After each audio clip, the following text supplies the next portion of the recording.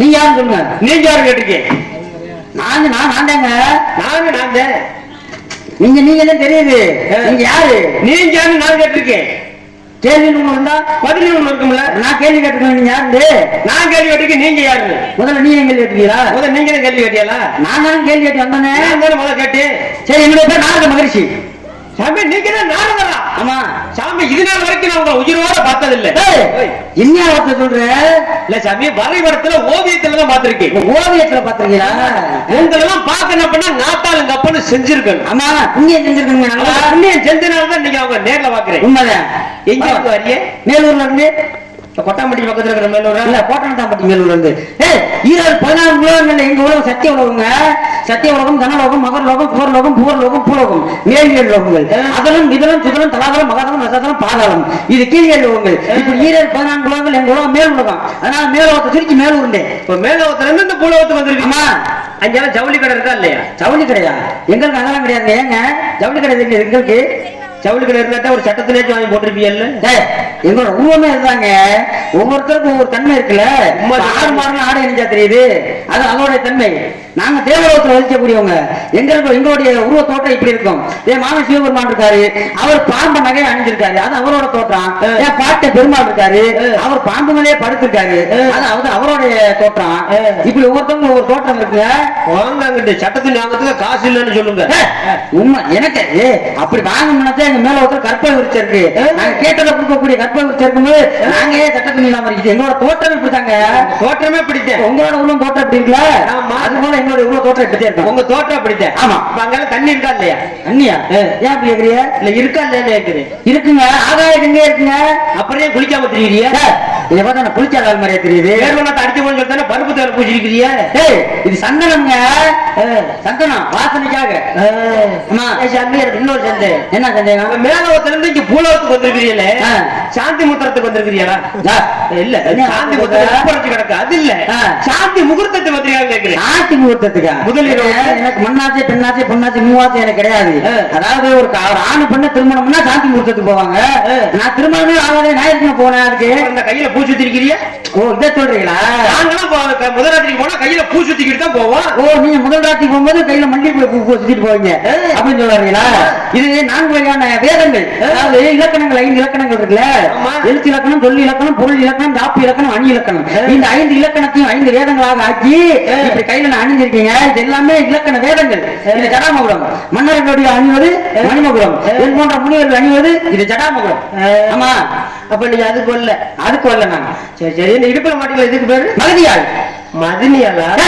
மதனியா குழந்தையாங்கிட்டு மகதியாளுங்க. மகதி இந்த தேவலோகத்தை என்னை பார்த்து ஆசைப்பட்டு உங்களை கல்யாணம் பண்ணிக்கணும்னு கேட்டா, அம்மா நான் மட்டும் பிறந்த மூவாச்சி வெறுத்தவன் பிரம்மச்சாரி, நான் கல்யாணம் பண்ணிக்க மாட்டேன்னு சொன்னேன். நீங்க கல்யாணமே பண்ணிக்க மாட்டீங்க, உங்க கூட இருக்க பாக்கியத்தையாவது கொடுங்கன்னு கேட்டா, அந்த பெண்ணுடைய காதலுக்கு மரியாதை கொடுத்து அந்த பெண்ணை யாராக மாட்டி இப்படி சுமந்துக்கிட்டு இருக்கீங்க. இந்த பெண் வந்து மகதியாள். மகதியாள் இல்ல, மகதியாள் கிடையாது. மகதின்ற தேவலோக பெண்ணு நான் பார்த்தேன்னு சொல்றேன். எப்படி சொல்றீங்க? மகதியால கிடையாது. வேற என்ன? அது சாம்பார் ஊத்துற கரண்டி. பார்த்து சமயக்காரங்க உனக்கு அந்த பக்கம் பெருசா இருக்கிறாங்க மோந்து ஊத்துறது. சாம்பார் கரண்டி பாருங்க. இது மகர் யாருங்க? யாழ்ப்பாணம் இடத்துல என் தாய் சரஸ்வதி எனக்கு பரிசாக கொடுத்தது. அதனால வந்து இது யாழ்ப்பாணம். யாழ்ப்பாணம் இடத்துல கொடுத்தாங்கன்னா இது யாழ், மகர் யாழ். அப்படி சொல்லுங்க. இந்த கை வச்சுக்க எதுக்கு பேரு? சப்தகால கட்டை. என்ன எதை சொன்னாலும் பொய்யிடானா? சப்தகால கட்டைங்க. பாடல் பாடும்போது இசை தெரிவிங்க. அது சப்தகால கட்டையே இல்லைங்குது. ஏதாச்சும் அப்படி சொல்றீங்க? பாத்துட்டு வந்தேன். எனக்கு தெரியாதா? பாத்துட்டு வந்து எனக்கு தெரியாதா? எங்கே பார்த்தேன்? நான் பாத்துட்டு வந்தேன். அது சர்பத்துக்கு எலுமிச்சம்பழம் முடிகிற கட்டை. சர்பத்துக்கு கட்ட மாதிரி தெரியுது. இது பேர் சப்தகால கட்டைங்க. பாடல் பாடும் போது இசைக்கக்கூடிய இசைக்கருவி. பக்தி பாடுறதுக்கு என் பாட்டன் பிறந்தாமன் நினைச்சிட்டு அடிப்பீங்க. அதை வச்சுட்டு என்ன செய்யறியா? என் பாட்டன் பிறந்தாமன் இருக்காரு பாட்ட பெருமாள், அவர் நினைச்சுட்டே பாடிட்டே அடிப்பேன். உங்க வாட்டுல அடிச்சுக்கிறியா? கையில மேல வச்சு அடிக்கி கையை கீழே கொண்டு வர. யார நினைச்சிட்டு அடிக்கிறியா? என் பாட்டன் நினைச்சு. ஆம்பளை நினைச்சுக்கிட்டா? ஆம்பளை அவர் தெய்வம்ங்க. 37 காக்கும் கடவுளுங்க. ஆம்பளை நினைச்சிட்டு அடிக்கிறீங்களா? சங்கடமா இருக்காது? இதுல என்னங்க சங்கடம் இருக்கு? என் பாட்டன் பரந்தாமன் நினைச்சு பெருமாள் நினைச்சு நான் அடிக்கிறேன். நாராயணா என்னும் பாராயணம் அப்படின்னு பாடிட்டு அடிப்பீங்க. அதே பழக்க தோஷம். ஆம்பளை நினைச்சிட்டே அடிச்சு 24 மணி நேரம் அனுதினமும் என் பாட்டன் பெருமாளோட பேர் சொல்லிக்கிட்டே இருக்கேன். நாராயண நாராயணன். கல்யாணம் ஆயிடுச்சா இல்லையா? ஆசை கிடையாது. அப்படின்னா அதே சொல்லிட்டேன். பொண்ணாதே பொண்ணாதே 3மே வெறுத்துட்டேன். கல்யாணம் ஆகல. கல்யாணமும் ஆகல, ஆசை கிடையாது. கையில தான் அடிச்சு திரியிறிய. கையில சத்தக்கார கட்டி வச்சு அடிக்கணும்னு சொல்லுங்க. ஏன் உங்களுக்கு அந்த ஆசை? ஏன் அப்படின்னா ஒவ்வொருத்தருக்கும் ஒரு விதமான தன்மை இருக்கு. இப்ப முனிவர்கள் சித்தர்கள் அந்த காலத்துல கல்யாணம் பண்ணாம ஆசைகளை அடக்கி ஐம்புலன் அடக்கி வாழ்ந்துருக்காங்கல்ல. அதை போல நான் வந்து என் பாட்டன் பரந்தாமோட பாதத்தை அடைவது என்னுடைய நோக்கம். பெண்கள் வந்து இந்த சிற்றின் பாதையே எனக்கு கிடையாது மனசுல. அப்ப கல்யாணம் பண்ணா குடும்பம் குட்டி ஆகும். அப்புறம் குடும்பம் குட்டி ஆனே குழந்தை குட்டி வரும். குழந்தை குட்டி ஆனே அது பள்ளிக்கூடத்துல சேர்க்கணும். பள்ளிக்கூடத்துல இப்ப சேர்க்கணும்னா எவ்வளவு ஆகுது? ஒன்னாவது சேர்க்கணும்னாலே 10,000 ஃபீஸ் கட்ட வேண்டியா இருக்கு. உண்மைதானே? அப்ப அந்த காலேஜ் போகும்போது இருக்க சொத்து பத்தெல்லாம் வச்சுட்டு போகணும் மட்டும்தான் மிச்சம் இருக்கு. நம்ம எல்லாம் கஷ்டப்படணும்ல பிள்ளைகளை வளர்த்துக்க ஆளாதுக்க. அவங்களுக்கு ஃபீஸ் கட்டணும்னா நம்ம ஃபீஸ் பிடிக்கல.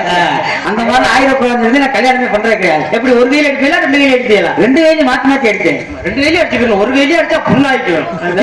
நீ எதையா சொல்ற? நான் சத்தகார கட்டையை சொல்லிக்கிட்டு இருக்கேன். சத்தகார கட்டையை 2 கையில மாத்தி மாத்தி எனக்கு அடிக்க தெரியுங்க. இப்ப கல்யாணமே ஆகல. கல்யாணம் ஆகல, ஆசை கிடையாதுன்னு.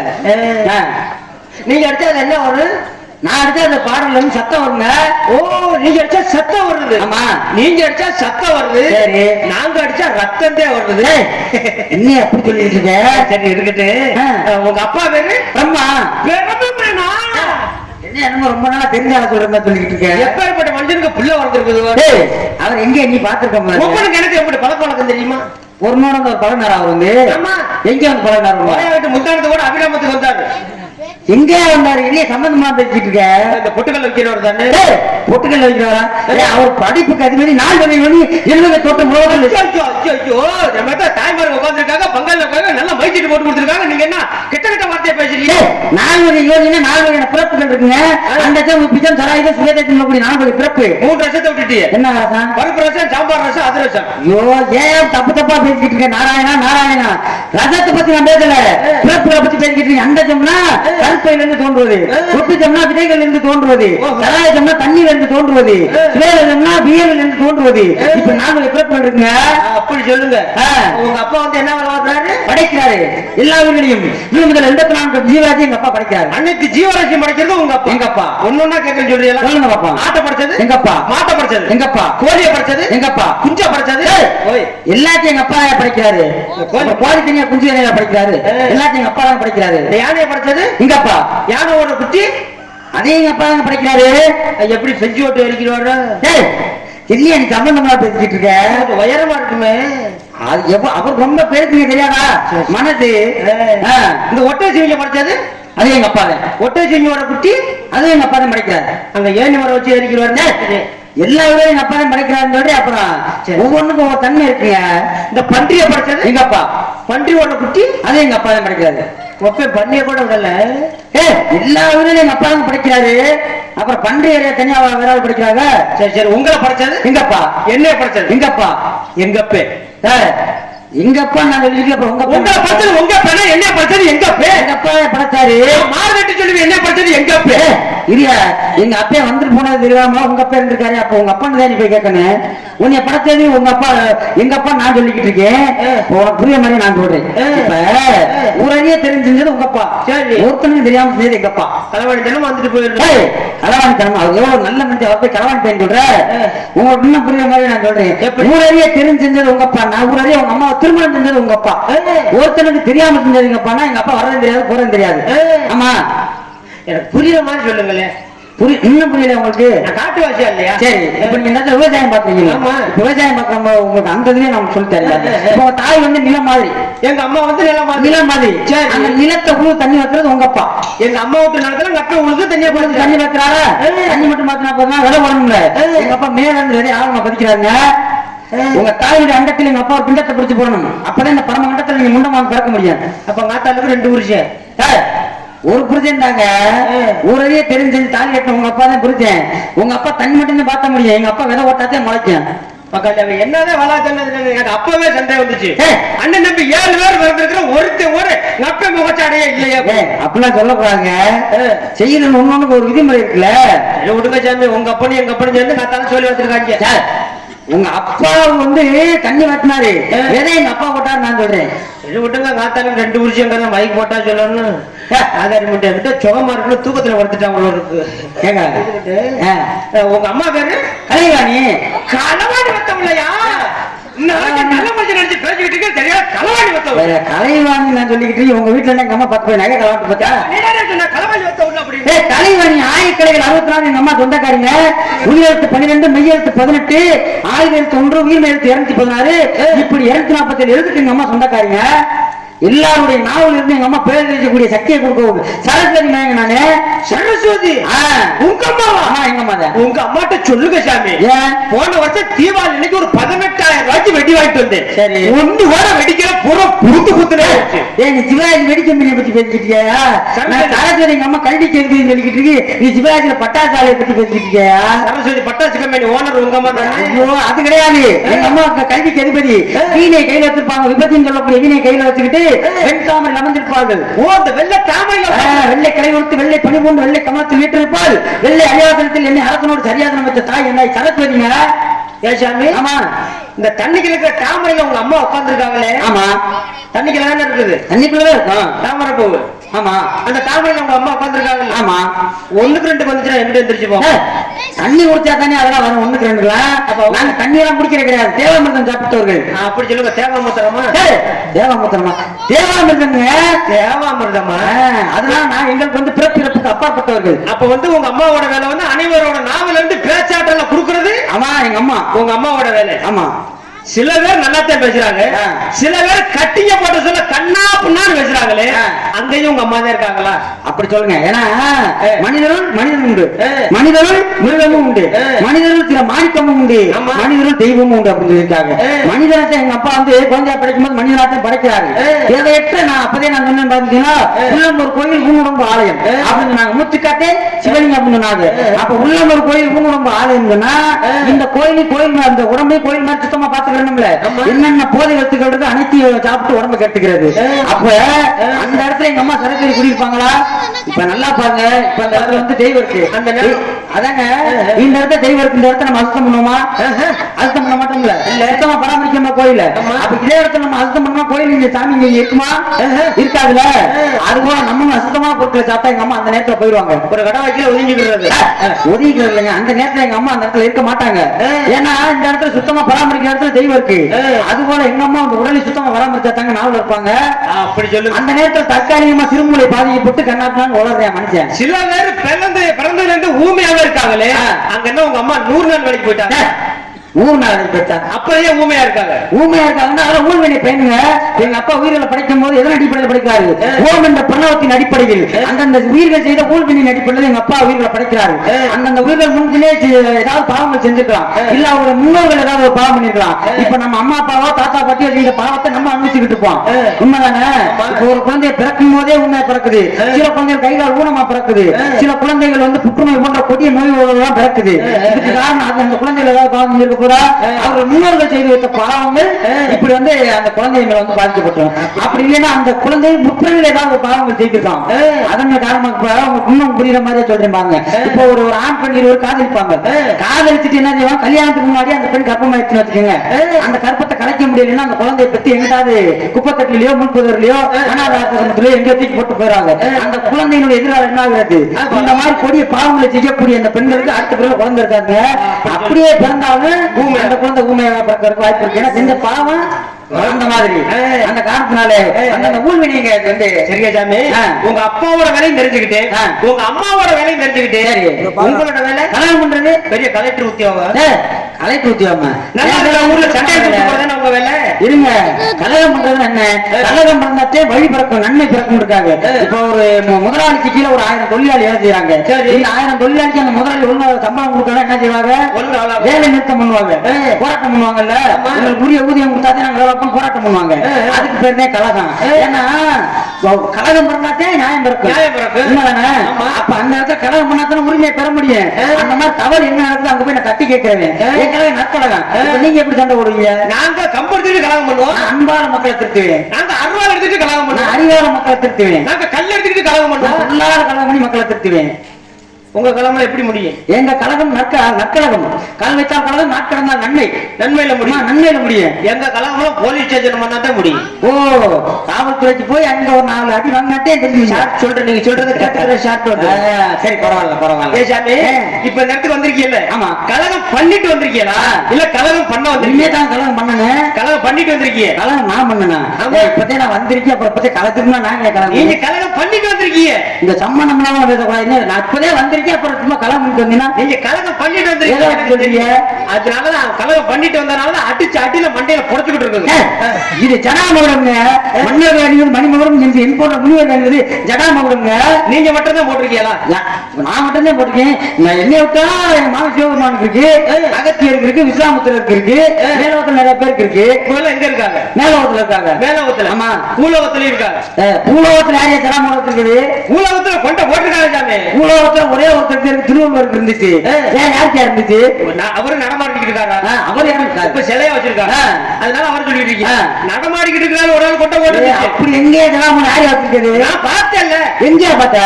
நேத்து நாடகத்துக்கு வரதுக்கு முன்னாடி பாக்குறேன். சண்டிவில போக்கரி படம் போட்டுருந்தாங்க. வட்டிவேல் கொண்டே போட்டு ஒரு குச்சியை போட்டுருந்தாங்க. அந்த நகைச்சுவை கேண்டி சும்மா கூப்பு கொண்டையை பிடிச்சிக்கிட்டு அதை போய் ஜடாமகுடம் சொல்லிக்கிட்டு அது சம்பந்தம் இல்லாம அது செயற்கை கொண்ட, இதெல்லாம் இயற்கை கொண்ட. ஆமா. எனக்கு இன்னொரு சந்தேகம். என்ன சந்தேகம்? முத ஒரு பழம் கொண்டு போனியா வைக்கலாம்? ஆமா. அந்த பழம் எங்க கொண்டு போனியா? ஞானக்கனி. என் மாமன் சிவபெருமான் கைலாயத்துக்கு கொண்டு போனி. அது யாரோட பழம்? ஞானப்பழம். இல்ல யாரோட? நானே கொண்டு போனி. உங்க பழம் தான். என் பழம் தான். சிவபெருமான் உங்களுக்கு என்ன வேணும்? சிவபெருமான் என் மாமா. மாமன் தானே? ஆமா. மாமனார் தானே? ஆமா. அப்போ ஒரு மாமனார்ட்ட கொண்டு மருமை பழத்தை கொடுத்தா சாப்பிடுவாங்க. அத ஞானக்கனி சொல்லிக்கிட்டு இருக்கீங்க. மருமை பழமா? நீங்க நான் கொண்டு போனாலும் அது ஞானக்கனிங்க. ஞானத்தை வச்சு சாப்பிட்டா ஞானத்தை கொடுக்க கூடியது. நீங்க தானே கொண்டு வந்தீங்க? ஆமா. அப்ப உங்க பழம் தானே? அப்படி தவறா பேசலாமா? ஞானக்கனி நான் சொல்றேன். கையில கொண்டு போனி நான் சொல்றேன். அந்த பழத்தை சிவபெருமான் சாப்பிடாம அவர் கொண்டாடி தள்ளி விட்டாரு. ஆமா. அவர் கொண்டாடி உங்களுக்கு என்ன வேணும்? அப்ப ஒரு மாமியார்ட்ட போய் மருமை பழத்தை கொடுத்தா சாப்பிடுவாங்களா? என்ன நீ எப்ப தவறாக பேசிட்டு இருக்க? அங்க இருக்கிறது எத்தனை பிள்ளைகள் இருந்துச்சு? 2 பிள்ளைகள். 2 பிள்ளைகள் இருந்தா நீங்க ஒரு பழத்தை கொண்டு போலாமா? என்ன போனி 2 பிஸ்கட் பாக்கெட் வாங்கி போட்டு கொடுத்திருந்தா ஆறு கொண்டா தின்னு இருப்பாங்க. அப்படி சொல்ல கூடாதுங்க. ஞானக்கனின்றது ஒரு ஆள் முழுமையா சாப்பிட்டாதே அந்த அதோட கனியோட பலன் கிடைக்கும். சரி, ஒரு பழத்தை கொண்டு போனது கொண்டு போனியே. நேரம் உங்க வைத்தியத்தை போய் சொல்லி வைத்தியத்தை நீங்க 2 பிள்ளை வச்சிருக்கிறீங்க. நான் கொண்டு வந்து ஒரு பழத்தை கொண்டு வந்தேன். அதனால உங்க அருவாமனையை காட்டுங்க. அந்த பழத்தை அறுத்து ஒரு பாதி மூத்த ஒண்ணை கொடுத்துரு, ஒரு பாதி இலை ஒண்ணை கொடுத்துருக்கு.